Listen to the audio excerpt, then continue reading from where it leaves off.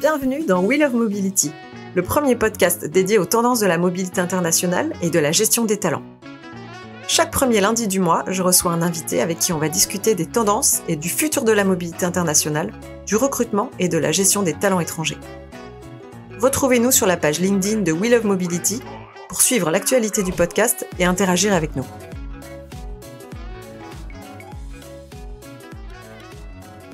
Pour ce troisième épisode, je reçois François Louvel, Head of Recruitment chez OMA, start-up française leader du jeu vidéo pour mobile. Au programme de cet épisode, le recrutement de talents à l'étranger, comment être attractif dans le recrutement de ces talents, ce que le Covid a changé dans la façon de recruter, et enfin, les enjeux en matière de recrutement et de RH plus globalement pour les startups. Hello François. Bonjour. Je suis ravie de t'accueillir aujourd'hui au micro de We Love Mobility et ensemble on va parler de recrutement de talents étrangers. François, tu es Head of Recruitment chez OMA depuis 2019. Pour ceux qui nous écoutent et ne connaissent pas ton entreprise OMA, c'est un des leaders de jeux vidéo pour mobile, une start-up française créée en 2018. Exactement. Est-ce que tu peux te présenter en quelques mots et nous expliquer ce que tu fais exactement chez OMA ? Alors rapidement, pour me présenter, je suis François, j'ai 45 ans et je suis responsable du recrutement pour OMA depuis le début de l'aventure en 2019, 3 ans et demi maintenant. Et concernant mon expérience RHTA, on va dire ce qui fait ma spécificité, c'est que je suis un ancien opérationnel. J'ai fait à peu près 13-14 ans dans du management de projet, la localisation, toujours en jeux vidéo, principalement mobile. Et au cours de mon expérience chez Ubisoft, la dernière année, je suis passé en recrutement. Et voilà, depuis, ça fait 4 ans et demi que je suis responsable recrutement. D'accord, donc tu n'as pas du tout un background de RH ou tu n'as pas fait d'études dans le recrutement? Alors, j'ai fait des études, mais pas en recrutement. Oui, moi, c'est vraiment ça. J'ai commencé sur les projets. Et c'est pour raconter la petite histoire, c'est une initiative des RH de Ubisoft qui, dans un moment de fort recrutement, souhaitait confier ses missions à des personnes qui connaissent l'industrie, les métiers, plutôt qu'un recruteur standard, classique. Okay. Donc d'une évolution interne chez Ubisoft. Génial. Tu disais RHTA, c'est Talent Acquisition. Pardon, j'utilise des acronymes. Non, mais c'est important de le préciser. Alors c'est une start-up scale-up, tu me disais tout à l'heure, créée en 2018. Combien de collaborateurs au global aujourd'hui et combien de collaborateurs étrangers? Alors aujourd'hui, on est un petit peu plus de 200, donc une croissance rapide, de mon point de vue, parce que j'ai été chargé du recrutement, donc beaucoup de travail. Et la part, on est à peu près à 50-50, 50% de Français et 50% d'étrangers, principalement européens, mais pas que, Amérique du Nord, Asie, Moyen-Orient, Europe de l'Est. Tout continent, toute nationalité. Je fais rapidement le tour des lieux, oui, même Afrique, Océanie, donc ouais, je crois qu'on a tous les continents. Peut-être un hub en Europe de l'Est ou... Alors, de par la nature de notre industrie, on a un tropisme important sur certains pays, l'Amérique du Nord un peu, mais surtout l'Europe de l'Est. Alors bon, le contexte un peu compliqué en ce moment, ça nous atteint nous aussi avec la guerre en Ukraine, l'Ukraine, la Turquie aussi malheureusement. Ouais. Donc tropisme pays est européen, Turquie, Espagne aussi beaucoup, Amérique du Nord, Asie. Ouais, donc vraiment toute zone confondue.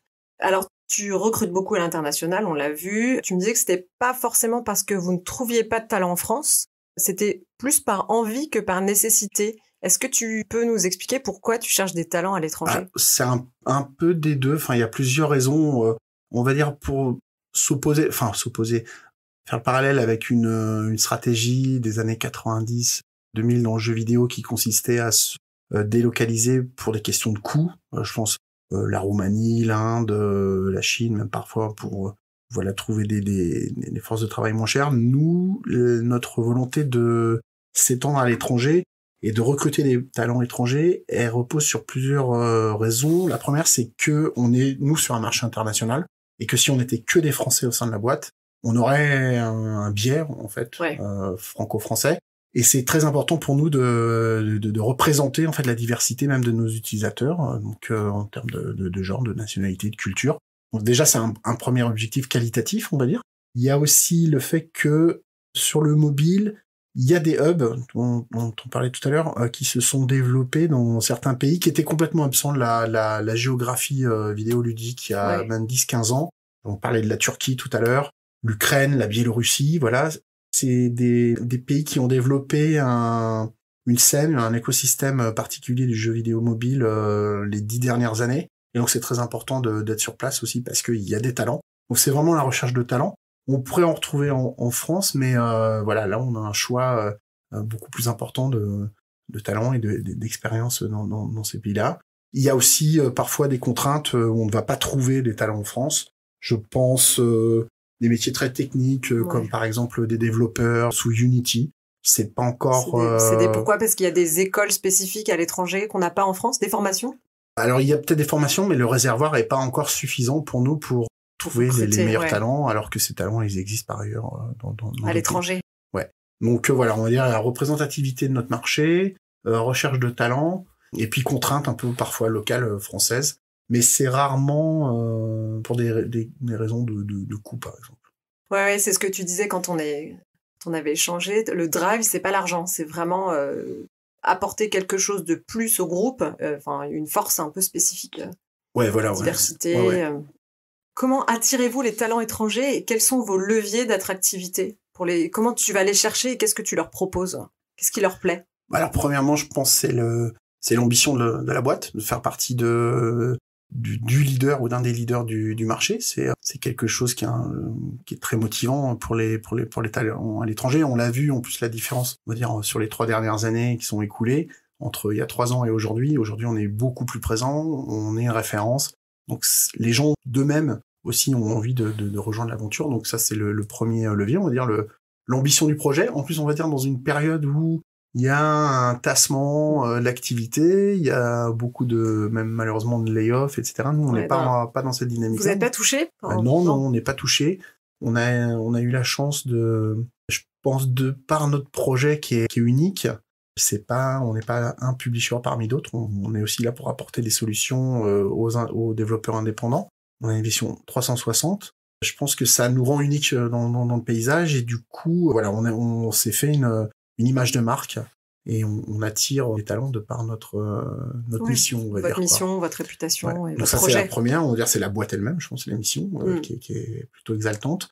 Le fait qu'on essaie d'être compétitif aussi, de proposer des packages attrayants, je pense surtout par rapport à l'industrie en France, qui n'a pas forcément eu la réputation d'être très rémunératrice, on va dire, pendant de nombreuses années.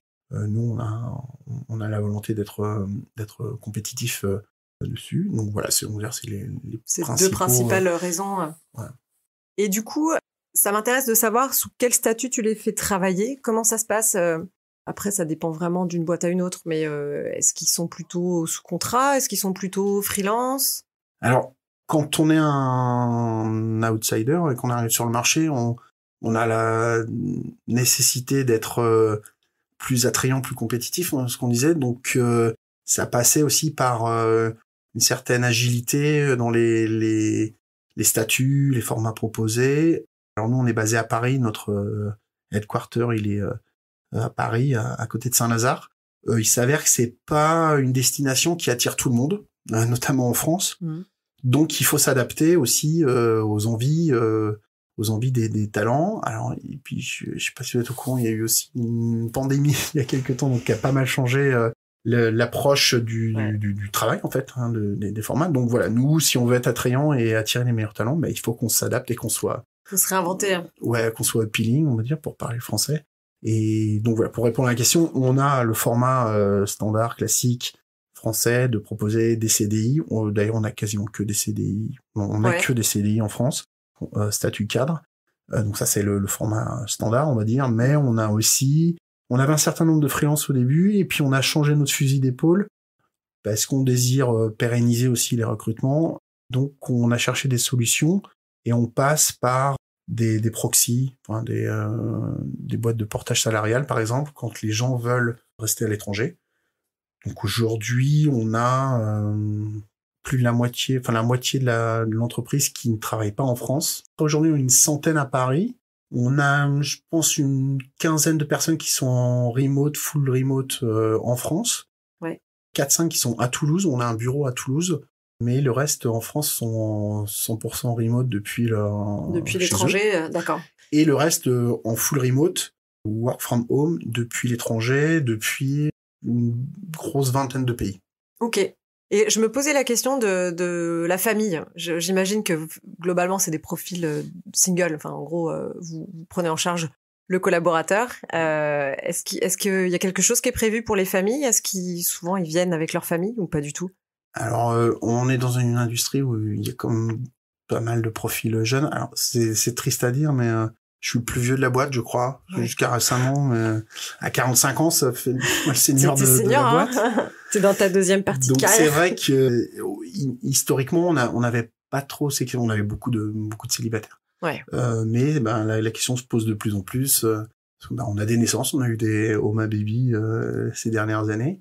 Donc, pour les employés en France, on propose des bénéfices comme des accords avec des crèches. Ouais, des petites choses pour les salariés. Ouais, et puis comme on est dans beaucoup de pays, il faut qu'on s'adapte aussi, qu'on soit au courant des législations. On a une quinzaine de personnes en Espagne, donc j'ai découvert que les congés paternité étaient très favorables en Espagne. C'est intéressant d'ailleurs à savoir. Ouais. Si je décidais d'en faire un troisième, mais voilà quoi. Donc on s'adapte aussi en fonction des pays, mais on est bien sûr favorable à mettre les personnes en mais globalement, effectivement, c'est pas dans ce type d'industrie où tu as le plus de familles et de besoins en accompagnement. C'est très logique. Hein. Pas encore, mais ça vient. Okay. On a de plus en plus, on a une seniorisation aussi des profils qu'on recrute. Donc oui, la question, elle se pose et on est un petit peu au cas par cas. Oui, surtout si tu veux fidéliser aussi à un moment donné. Bien sûr. En tout cas, c'est pas un bloqueur pour nous. Salarié, on va pas refuser de recruter quelqu'un parce qu'il aurait des enfants. Oui, tout à fait. Heureusement. Attention, tu serais mal vu. C'est quoi tes challenges au quotidien? C'est quoi tes sujets du moment, là, par exemple? Il y en a beaucoup. Si je fais abstraction des challenges, on va dire, de process recrutement ou RH pur et dur, pour ce qui est de la mobilité, là, on a eu des cas avec l'Ukraine, avec la Turquie, où c'est comment une entreprise qui a des collaborateurs en Turquie et qui sont potentiellement touchés par le tremblement de terre, on en a eu, où on avait une petite dizaine de collaborateurs au début du conflit en Ukraine. Comment t'as géré, Qu'est-ce que tu fais, quoi? J'avoue que on est un peu démunis, même si on fait des études, on n'est pas préparé à gérer un conflit armé.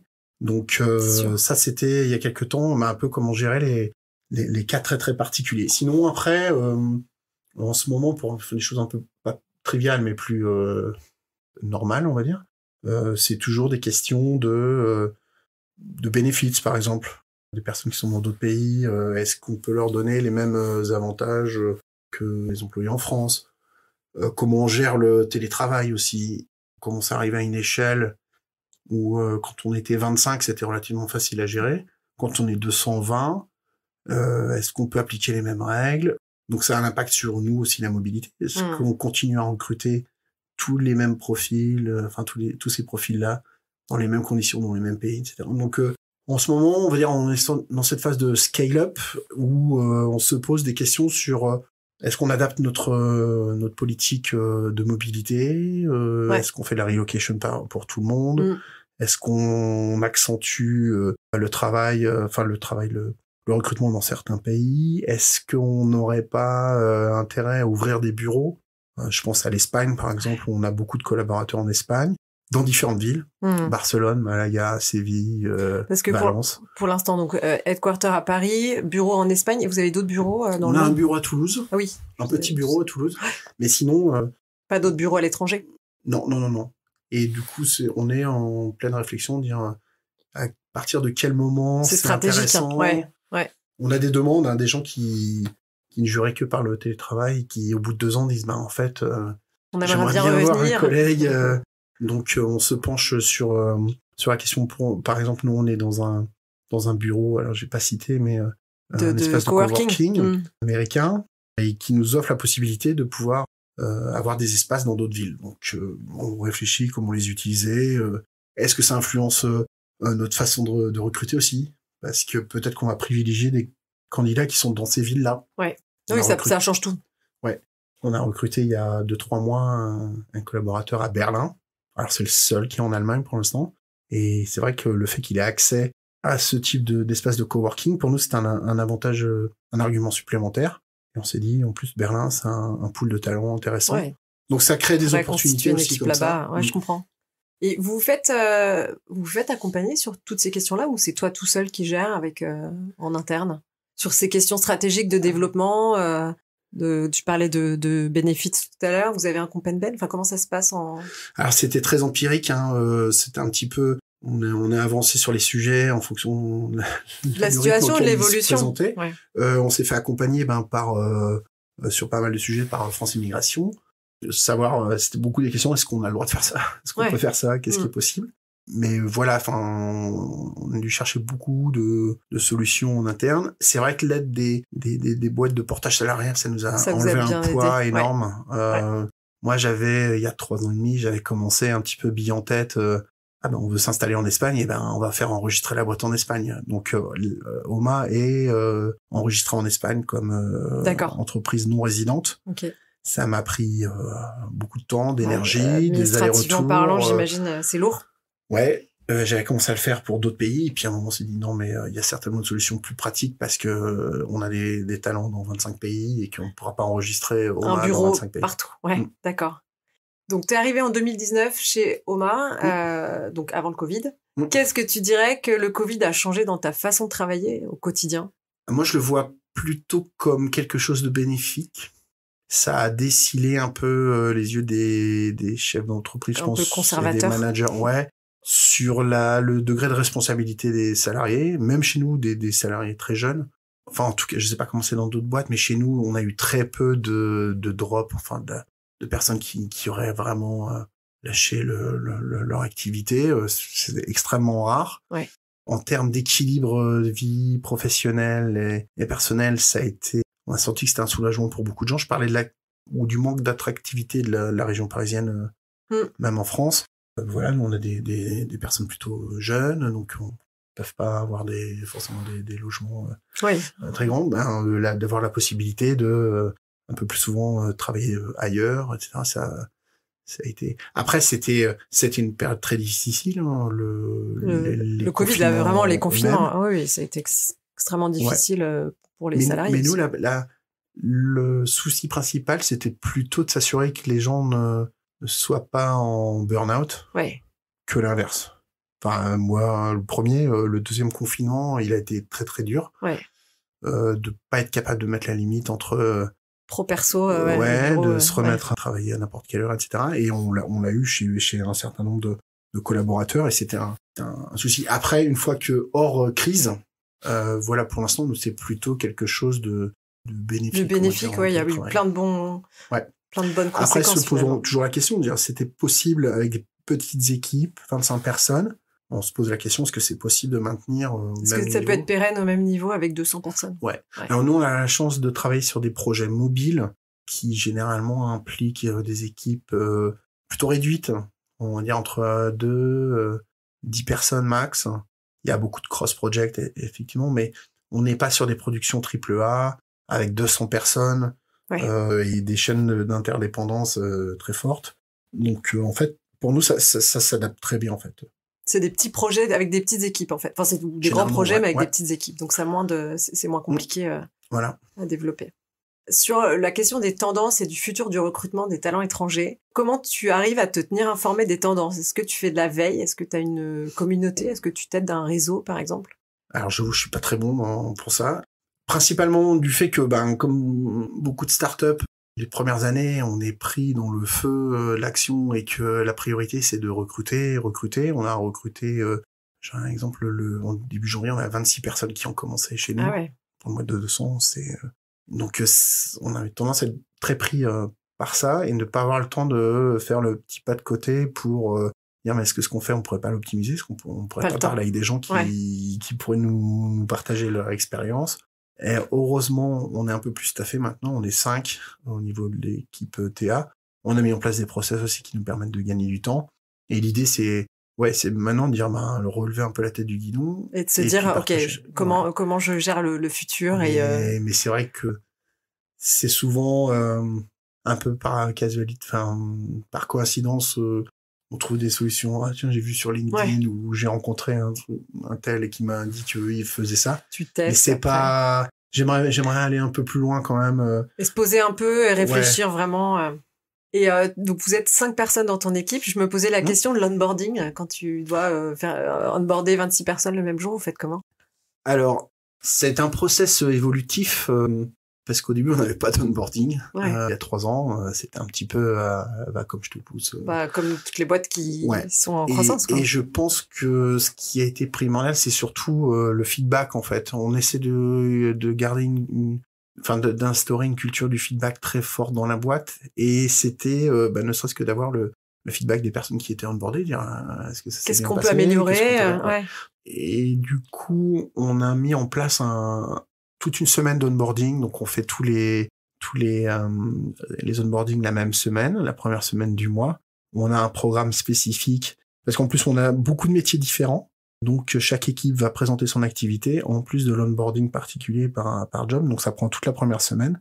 On a des équipes RH spécialement dédiées, donc qui vont s'occuper de l'onboarding des gens administratifs, mais aussi culturels, techniques, etc. Donc, on a des sessions particulières et l'onboarding complet, c'est pas le premier jour, c'est le premier mois, on va dire. Ouais, même ça après, prend du temps. Ouais, ok. Donc, vous avez mis en place des process comme ça et qui s'améliorent avec le temps. Dernière question, comment tu vois le recrutement de talents étrangers dans 10 ans? Donc, je sais pas, on en parlait précédemment. Quelle va être la tendance? Est-ce que ça va s'accentuer? Est-ce que ça va diminuer? Se calmer, oui. Ouais, moi j'ai tendance à penser que, ne serait-ce que grâce à la technologie, il y a l'intelligence artificielle, des choses comme ça. Enfin, tout le monde en parle, donc c'est pas très original, mais je suis quand même épaté. Moi, ça fait que 4 ans que je fais du recrutement. Et quand je vois comment c'était il y a 4 ans... bien sûr. Non, mais là t'as connu une vague de... Ouais, moi j'utilise par exemple une solution là depuis ce mois-ci pour faire des entretiens vidéo. Le but du jeu, c'est de faire des entretiens sans prise de notes. Comment tu fais? Ça m'intéresse, ça. En fait, c'est un système qui permet de recorder, d'enregistrer les entretiens et de taguer les pics intéressants. Okay. Et c'est vraiment... Enfin, je vais pas rentrer en détail sur tout, mais c'est un bon exemple d'un changement. Il y a 4 ans, c'était inenvisageable de faire tout un process en vidéo, par exemple. Ouais. Donc, c'est dur à dire comment ce sera le recrutement. Bon, il y aura toujours des besoins, il y aura toujours des talents, il y aura toujours plein de talents à l'étranger. Ouais, mais ce que je vois quand même la tendance, c'est je parlais de l'émergence de scènes et de pays qui étaient pas du tout sur le radar, en tout cas dans le jeu vidéo, et je pense que ça va s'accentuer. Je vois aussi que on a des profils de plus en plus jeunes. Nous, sur le mobile, quelqu'un en 1 an qui maîtrise bien Unity, il peut vraiment devenir un top talent, alors que ça aurait pris peut-être 5 ans, 10 ans auparavant. Donc je sais pas, peut-être qu'il y aura, on aura des profils de pays émergents et de très très jeunes profils qui seront ultra performants. Donc il faudra aller les identifier, les premiers, les chercher. Et je sais pas, peut-être qu'ils ont des attentes aussi sur la vie privée. Oui, les attentes des talents vont sans doute évoluer aussi.